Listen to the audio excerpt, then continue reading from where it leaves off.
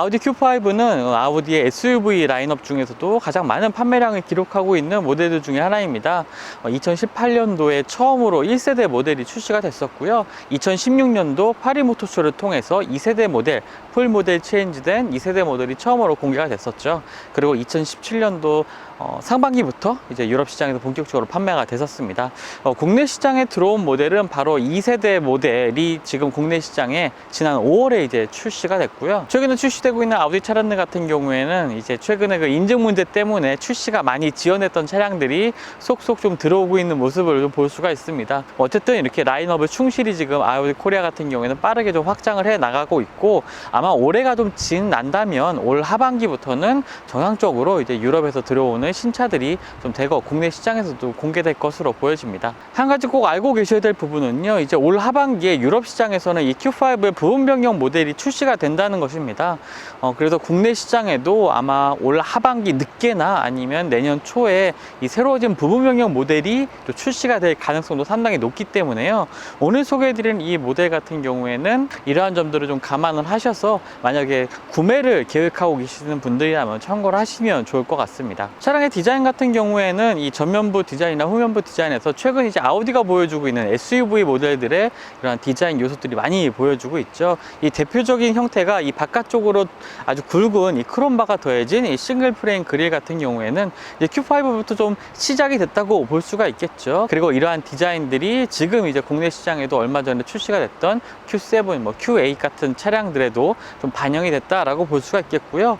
또 참고로 말씀드리자면 Q7에 적용됐던 그리고 Q8에 적용됐던 이러한 SUV들의 독특한 디자인들은 앞으로 아우디가 출시할 많은 SUV 모델들에도 꾸준히 이어질 예정이라고 합니다. 계속 좀 발전되고 하고 있는 디자인이라고 볼 수가 있겠죠. 주요 경쟁 모델이라고 꼽자면요, 메르스 벤츠의 GLC라든지 BMW X3 같은 차량들을 좀 들 수가 있습니다. 차량의 크기라는 측면에서는 이 전장 같은 경우에 Q5가 다른 경쟁 모델들에 비해서 조금 더 큰 크기를 가지고 있지만요, 휠베이스나 전고 같은 경우에는 다른 GLC나 X3와 이렇게 큰 차이를 보이지 않는 크기라고 보시면 되겠습니다. 지금 국내 시장에는 45 TFSI 모델을 기본으로 해서 프리미엄 트림, 그 다음에 일반 트림 두 가지 트림이 지금 출시가 되고 있는데요. 외관에서의 차이도 있습니다. 일단 휠 디자인이 좀 차이가 있는데요. 일반 모델 같은 경우와 프리미엄 모델 같은 경우에 휠 디자인에서 좀 차이를 보여주고 있고요. 휠 사이즈도 18인치와 19인치로 차이를 보이고 있습니다. 전체적으로 좀 곡선을 강조한 형태긴 하지만 이 아우디의 프레싱 기술은 굉장히 좀 뛰어난 걸로 또 많은 이전에 시승기를 통해서 좀 소개를 해드렸었는데요. 아우디 같은 경우에는 프레싱을 할 때 일반 자동차 회사들 같은 경우에 한 4번, 3번 정도의 프레싱을 통해서 이 라인을 만들어내는 반면에 아우디 같은 경우에는 6번씩 이렇게 찝어내서 날카로운 이 라인을 만들어냅니다. 한 번씩 이렇게 철판을 찍어내서 이렇게 가공될 수는 없는 거고요. 또 이렇게 프레싱이 잦아지게 되면 선을 만들다가 철판이 찢어지기도 하고 이렇게 문제가 생기기도 하기 때문에 이러한 부분들에 있어서는 철판 가공 기술이, 이 제조사들의 철판 가공 기술이 굉장히 큰 영향을 미친다고 볼 수가 있겠습니다. 그런 부분에서 아우디는 정말 뛰어난 모습을 좀 보여주고 있다라고 보여주고요. 차량의 헤드램프부터 이 측면을 지나서 뒤쪽 리어램프까지 이어지는 이 날카로운 라인이 굉장히 스포티한 분위기를 연출하는 부분인 것 같습니다. 그리고 차량의 후면부 같은 경우에도 이 무게중심고가 상당히 좀 낮게 보이게 만드는 이러한 형태로 좀 구성이 되어 있는 부분도 아우디 Q5의 좀 디자인 특징이라고 볼 수가 있겠습니다.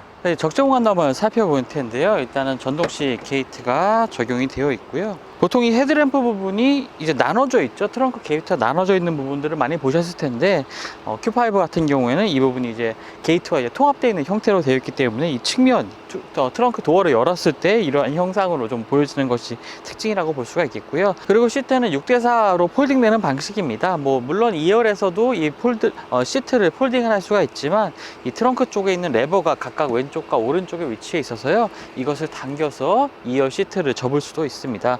또 차량 하부 같은 경우에는 수납 공간이 있긴 한데요, 이포가 좀 가득 차 있고 여러 가지 자동차 정비 도구들이 마련이 되어 있기 때문에 아래쪽 공간을 이 수납 공간으로 좀 적극적으로 활용을 하는 것은 어려울 것 같습니다. 이 기본적인 수납 공간 자체가 550m로 그렇게 좁은 편은 아니거든요. 여기에 2열 시트를 모두 접게 되면 1550m까지 적재 공간이 확대가 됩니다. 네, 그럼 Q5의 실내 공간 한번 살펴보도록 하겠습니다. 출시한 지가 벌써 유럽 시장에서 2017년도에 출시가 됐다고 말씀드렸으니까 벌써 3년이 지나기도 했죠. 벌써. 그리고 이제 부분변경 모델을 준비하고 있는 차량이기도 하지만 분위기를 살펴보면 그렇게 뭐 오래됐다라는 느낌을 받기 어려운 이러한 요소들을 많이 가지고 있습니다. 약간 좀 디지털화된 첨단의 이미지를 보여주는 이러한 분위기는 시간이 흘렀음에도 불구하고 굉장히 좀 좋은 인상을 좀 주고 있는데요. 특히 이제 대시보드 같은 경우에도 이제 소재 같은 경우에도 우레탄으로 잘 마감이 되어 있고요. 도 위쪽 부분도 이제 우레탄으로 잘 마감이 되어 있습니다. 그리고 전반적으로 이 플라스틱 소재, 매트한 재질의 플라스틱 소재들과 뭐 크롬 소재의 세련된 이미지를 보여주고 있다는 것이 첫 인상이라고 볼 수가 있겠고요. 또 실내에서는 두 개의 디지털 화면이 좀 준비가 되어 있습니다. 바로 계기판 같은 경우에 12.3인치의 풀 디지털 계기판이 적용이 되어 있고요. 인포테인먼트 화면 같은 경우에는 8.3인치의 크기입니다. 사실 요즘 추세로 봐서는 상당히 좀 작은 크기이긴 하죠. 하지만 여러 가지로 기능적인 면에 있어서는 요급 차량에서 보여줄 수 있는 이런 활용도를 보여주고 있다라고 볼 수가 있겠고요. 특히나 이 12.3인치의 이 대화면의 풀 디지털 계기판 같은 경우 여전히 좀 화려한 이 모습을 보여주고 있습니다. 일단 스티어링 휠의 왼쪽에 있는 버튼들을 눌러서 여러 가지 메뉴들로 전환을 할 수가 있고요. 특히 이제 가운데 화면에 이제 내비게이션 화면도 이렇게 나오도록 설정을 할 수가 있습니다. 그리고 스티어링 휠 왼쪽에 보면 이제 뷰 버튼이 있는데요. 뷰 버튼을 누르게 되면 속도계와 RPM 게이지의 크기가 상당히 좀 작아지고 이 가운데 큰 화면으로 내비게이션이라든지 차량의 트립 정보 같은 것을 확인할 수 있는 부분도 있어서요. 굉장히 좀 시인성도 좋고 정보를 깔끔하게 잘 보여주고 있는 모습도 보여주고 있습니다. 그리고 스티어링 휠 왼쪽에 보면은 크루즈 컨트롤 조작 레버가 위치해 있는데요. 그리고 아우디의 MMI 인포테인먼트 시스템 같은 경우에는 이 기어노브 앞쪽에 있는 이 다이얼을 돌려서 이 메뉴를 선택을 하고 눌러서 각각의 메뉴들로 들어가서 내용들을 살펴볼 수가 있습니다. 그리고 내비게이션 목적지 입력 같은 경우에 이 터치패드에 직접 글씨를 입력하는 것도 지원을 하고 있고요. 한글 필기체 같은 경우에도 비교적 잘 인식하는 것을 확인할 수가 있었습니다. 주행 모드는 총 6가지로 아주 세분화돼서 이렇게 설정을 할 수가 있는데요. 오프로드 모드와 그다음에 에코 모드로 갈 수 있는 효율 모드, 그다음에 승차감 모드, 자동, 다이나믹, 개별 설정 이렇게 6가지 모드를 통해서 자신에게 취향에 맞는 이제 주행 모드로 설정을 할 수가 있겠고요. 또 이렇게 각각의 주행 모드에 맞게 뭐 스티어링 휠의 담력 같은 것 이런 것들이 변화를 하면서 좀 분위기에서 좀 차별화를 두고 있고요. 그 아래쪽으로는 이제 공조 장치가 위치를 해 있습니다. 공조 장치 같은 경우에도 상당히 좀 세밀하게 가공된 이 다이얼, 알루미늄 다이얼들이 위치를 해 있는 것도 볼 수가 있고요. 각각의 버튼들 같은 경우에는 이 단순하게 물리적인 버튼이 아니라 가볍게 이게 손가락을 올리기만 해도 메뉴가 활성화되는 이 터치 방식을 지원하고 있다는 점이 좀 특징적인 부분이 될 것 같습니다. 그리고 이것을 이제 버튼을 위아래로 올려서 메뉴를 바꿀 수가 있고요. 풍량 같은 경우에도 살짝 손가락 올리면 활성화되고 위아래로 올려서 풍량을 조절하는 모습도 보여주고 있습니다. 그 아래쪽으로는 이제 주행 모드를 바꿀 수 있는 이 버튼들이 따로 위치를 해 있고요. 아까 말씀드렸던 것처럼 이 인포테인먼트 시스템을 통해서 조작도 할 수 있지만 드라이브 모드 같은 경우에 이 공조장치 하단에 있는 버튼을 눌러서 또 바꿀 수도 있습니다. 주차 보조도 지원을 하고 있고요. 이 P 버튼을 다시 누르게 되면 이제 후방 카메라를 확인할 수가 있습니다. 후방 카메라 같은 경우에도요. 지금 제가 시승하고 있는 45 TF84의 프리미엄 트림 같은 경우에 이 360도 어라운드 뷰 카메라가 지원을 하고 있고요. 이 어라운드 뷰 카메라 같은 경우에도 여러 가지 모드의 이 화면 각도를 통해서 차량의 주변이 안전한지 확인할 수가 있는 부분이 있습니다. 화면 자체가 이제 터치 방식을 지원하는 건 아닙니다. 그래서 항상 이 다이얼을 통해서 메뉴를 선택을 해야 되고요. 암레스트 같은 경우에도요. 암레스트가 좀 사용하기 좀 편리한 형태로 되어 있습니다. 뭐 작은 차임에도 조금이라도 좀 공간을 활용하기 좋게 하기 위한 부분이라고 생각되는데요. 이 슬라이딩 되는 서랍이 따로 위치해 있어서요. 이 서랍을 젖히게 되면 앞쪽에 이제 컵홀더가 나오는 형태이고요. 뭐 컵홀더 를 따로 사용하지 않을 때는 앞으로 당겨서 좀 더 넓게 수납 공간을 활용할 수가 있습니다.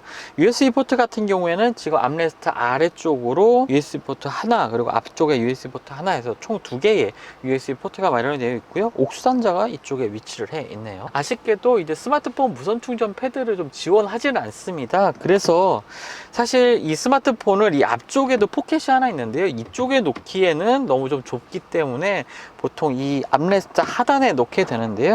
이 앞쪽에 있는 이 서랍 공간이 딱 스마트폰을 놓기 좋은 공간이긴 한데 막상 넣어보면 이 꺼내기가 상당히 좀 불편합니다. 이걸 어떻게 빼야 될지 불편한 부분이 있는데요. 그래서 이 암레스트 안쪽이 가장 조금 스마트폰을 수납하기 좋은 공간이 될 것 같고요. 시트 같은 경우에는 트림에 따라서 차이가 있습니다. 지금 일반 트림 같은 경우에는 컴포터 시트가 적용이 되고요. 지금 보시는 시트가 바로 스포츠 시트입니다. 이 허리 쪽을 받쳐주는 이 럼버 서포트 부분이나 이 무릎 앞쪽을 조금 더 넓게 쓸 수 있도록 이제 조절이 가능한 이 스포츠 시트가 적용이 되어 있고요. 시선을 위로 올려다 보면은 이 위쪽에는 이제 선루프를 열 수 있는 버튼이라든지 아니면 SOS 호출 기능까지 사용할 수 있는 이런 버튼들도 위치해 있는 것을 볼 수가 있습니다. 네, 지금 2열 공간에 와 있는데요. 차량의 크기를 생각할 때 그렇게 좁다는 느낌은 들지 않는 이 공간을 보여주고 있습니다. 일단 제가 키가 170이고요. 지금 1열 시트를 제 시트 포지션으로 맞춰 놓은 상태인데요. 주먹이 하나, 두 개 정도가 들어가는 이런 무릎 공간 보여주고 있고요. 특히나 헤드룸 공간에 상당히 좀 여유가 있습니다. 그러한 부분들도 장점이 되는 것 같고요. 그렇게 큰 차량은 아니지만 이 1열 공간이라든지 2열 공간의 어깨 공간, 머리 공간 같은 경우에는 굉장히 좀 여유가 있는 모습을 보여주고 있습니다. 앞쪽으로는 송풍구가 위치를 해 있고요. 프리미엄 트림, 가장 상위 트림 모델 같은 경우에는 이렇게 좀 열선 시트가 따로 되어 있는 것도 볼 수가 있습니다. 뒤쪽에서도 개별적으로 온도를 조절할 수가 있는 이러한 시스템으로 갖춰져 있고요. 또 시트 같은 경우에 이 암레스트를 열어보면 작은 컵홀더 크기가 그렇게 크질 않습니다. 종이컵 정도가 좀 잘 수납이 될 수 있는 이런 컵홀더를 보여주고 있고요. 스키스루는 따로 마련이 되어 있지 않고 6대4로 폴딩되는 방식으로 이 시트를 접어서 좀 더 큰 물건들을 적재할 수가 있습니다. 그리고 이제 선루프 얘기를 드렸는데요. 이 파노라믹 선루프가 좀 적용되어 있기 때문에 2열에서의 이 개방감도 상당히 좀 뛰어나다고 볼 수가 있겠습니다. 2열 바로 머리 뒤쪽까지 아주 넓게 열리는 이 선루프를 가지고 있기 때문에요. 그리고 이 쿼터글라스도 마련이 되어 있기 때문에 2열에서의 최강도 상당히 좀 좋습니다. 2열 시트의 등받이 각도가 따로 조절은 되지 않습니다. 그냥 단순하게 접고 펴는 기능만 지원을 하고 있고요. 각도 자체가 사실 그 독일의 SUV나 세단 같은 경우에는 비교적 이 각도가 다른 브랜드들에 비해서 조금 더 이렇게 좀 세워져 있는 각도가 좀 높은 게 일반적인 모습을 보여줬는데요. Q5 역시 다소 조금 높은 각도를 보여주고 있습니다. 하지만 시트가 비교적 이 허리 부분이나 허벅지 부분을 잘 지지해 주기 때문에 그렇게 불편함이 크게 느껴지는 이 시트 구조는 아니고요. 다만 이제 각도 조절할 수는 없는 부분을 확인할 수가 있었습니다. 네, 그럼 지금부터 Q5 45 TFSI 한번 주행 성능도 알아보도록 하겠습니다. 지금 고속도로 주행을 좀 했고요. 또 시내 도로에서의 주행도 어느 정도 하고 지금 이제 시승을 마치고 좀 돌아가는 길에 이제 영상으로 통해서 최종적으로 좀 말씀을 드리려고 하는데요. 일단 파워트레인 같은 경우는 252마력의 가솔린 직분사 터보 엔진이 탑재가 됩니다. 여기에 7단 DCT가 조합되는 형식이고요. 최고 출력은 252마력 그리고 37회 정도의 토크를 발휘하는 이 엔진입니다. 굉장히 좀 준수한 성능을 발휘하는 엔진이라고 볼 수가 있겠는데요. 0에서부터 100km까지의 가속시간이 6.3초입니다. 이 정도면 차량의 무게가 1.8톤을 살짝 넘는 그러한 무게를 감안했을 때 굉장히 좀 준수한 성능을 발휘하는 이런 엔진이라고 볼 수가 있겠고요. 또 직접 이제 고속도로와 일반 도로에서 좀 체험한 바로도 엔진이 굉장히 좀 부드럽고 강하게 토크가 발휘되는 모습을 좀 확인할 수가 있었습니다. 여러 가지 면을 좀 다루기 쉽다라는 표현을 좀 하고 싶은데요. 차량의 크기도 상당히 좀 적당한 크기이고요. 또 엔진 출력 자체도 넉넉하기 때문에 시내 주행에서나 아니면 고속도로에서 추월을 하거나 속도를 높여갈 때 부담스럽지 않게 굉장히 좀 부드러운 회전을 이어가면서 차량이 좀 앞으로 이렇게 나가는 것을 볼 수가 있었습니다. 일단은 시승을 하기 위해서 이 차량에 처음 탑승했을 때 가장 인상적인 부분은 바로 이제 시야라고도 볼 수가 있겠는데요. 차량의 벨트 라인 자체가 좀 낮은 편입니다. 지금 어깨 살짝 밑에 위치해 오는 이 차량의 벨트 라인 뿐만 아니라 전방의 그 시야도 상당히 좀 좋은 편이고요. 특히 사이드미러 같은 경우에 요 급의 차량들에 탑재되고 있는 사이드미러보다는 조금 더 넉넉한 크기의 이 사이드미러가 장착이 되어 있어서요. 사각지대를 확인하는 것도 굉장히 좀 불편함 없이 잘 확인할 수가 있었습니다. 거기다가 차량이 지금 제 시트 포지션의 상황에서 차량의 앞쪽 끝까지 아주 잘 보여지는 이러한 탁월한 시야 덕분에 때문에 운전하기도 굉장히 편하고요. 또 좁은 시내에서도 또 시야 확인도 상당히 좀 좋다라는 느낌을 많이 받았습니다. 특히 뭐 아우디의 차량들이 이런 부분에서는 잘 하고 있는 부분이 있지만 바로 정숙성이겠죠. 차량의 정숙성 같은 경우에도 이 세그먼트의 뭐 SUV들이 사실 그 차음을 하기가 좀 쉽지가 않습니다. 아무래도 좀 가격적인 부분을 맞춰야 되는 부분이 있기 때문에 그러한 부분에서 좀 어려움이 있긴 하지만, 아까 엔진룸을 확인할 때도 살펴보긴 했는데요. 엔진룸과 이 승객 객실 사이에 뭐 격벽 부분에 뭐 차음이 잘 되어 있는 부분, 그리고 보닛 부분 하부에도 차음이 잘 되어 있어서요.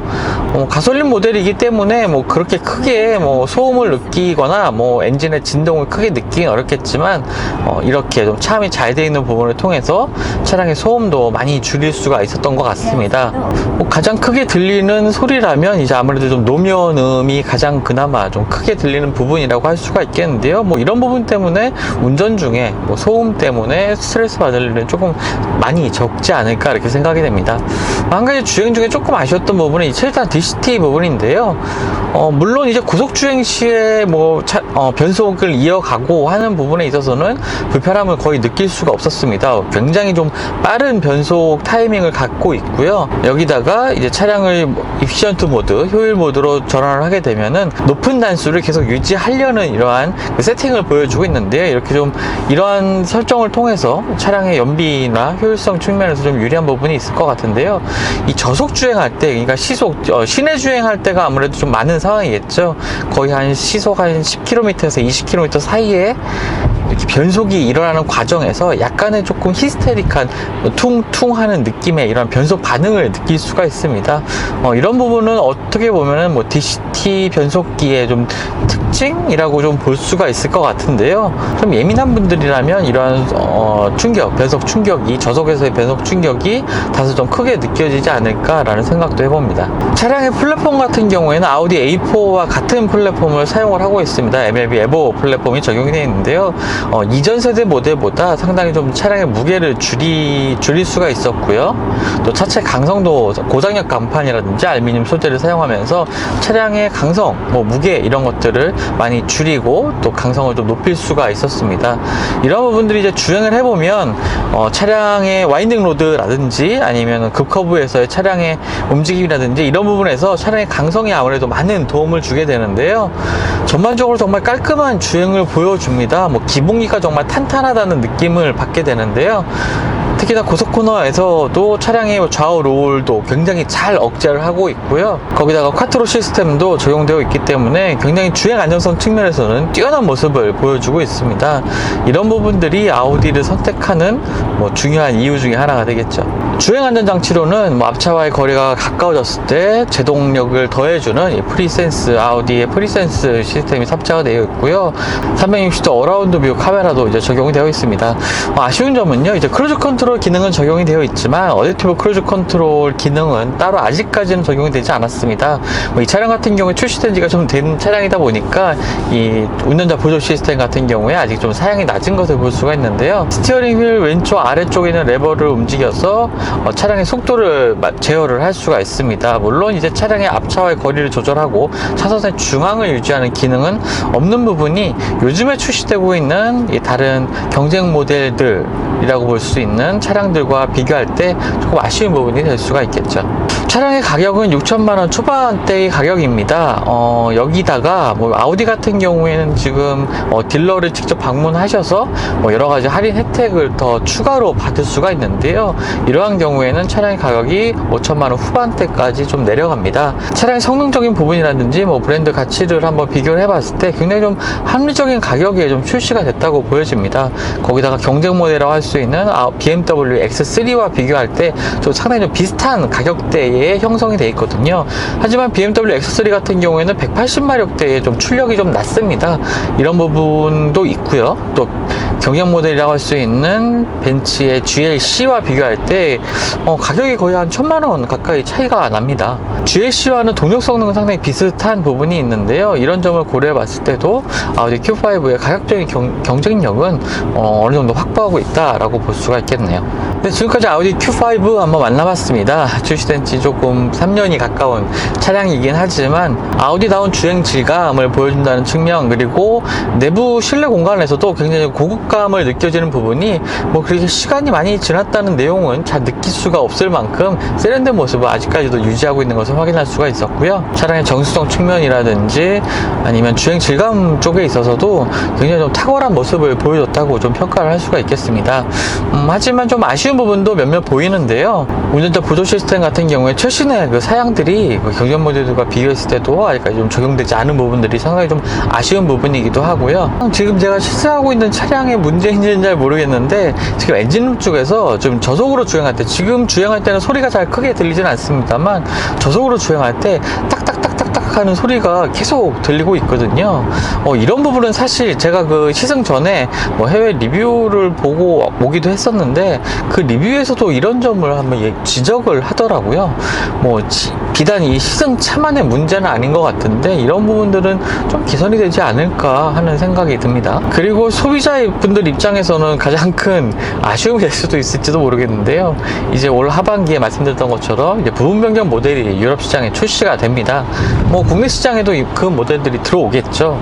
그러니까 한마디로 이 Q5 같은 경우에 앞으로 한 올해 정도만 좀 판매가 좀 되고, 이제 내년에는 아마 새로운 모델이 아마 국내 시장에 들어오지 않을까 이렇게 생각이 됩니다. Q5 구입을 좀 고민하시는 분들에게는 이런 점들이 아무래도 가장 크게 조금 다가올 것 같은데요. 분명 부분 변경 모델이긴 하지만 지금 말씀드렸던 이런 부족한 점들이 아마 개선이 돼서 출시가 되지 않을까 이렇게 생각이 됩니다. 하지만 그만큼 또 구매 조건도 괜찮은 구매 조건으로 아우디의 SUV 모델을 좀 구매할 수도 있을 것 같으니까요. 이런 점들을 꼼꼼히 한번 비교해 보시고 경쟁 모델들과의 비교를 통해서 한번 구입도 고려해 보시는 것도 좋을 것 같습니다.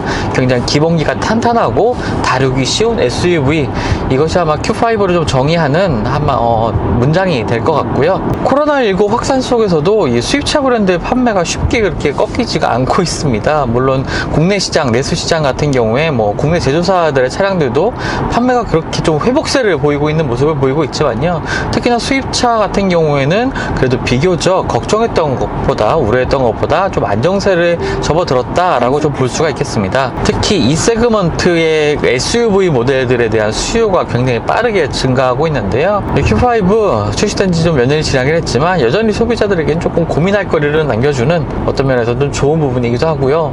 어떤 부분에서는 좀 아쉬운 부분이기도 한 그러한 차량인 것 같습니다. 기본기가 탄탄한, 다루기 쉬운 SUV라고 좀 말씀드릴 수가 있겠네요.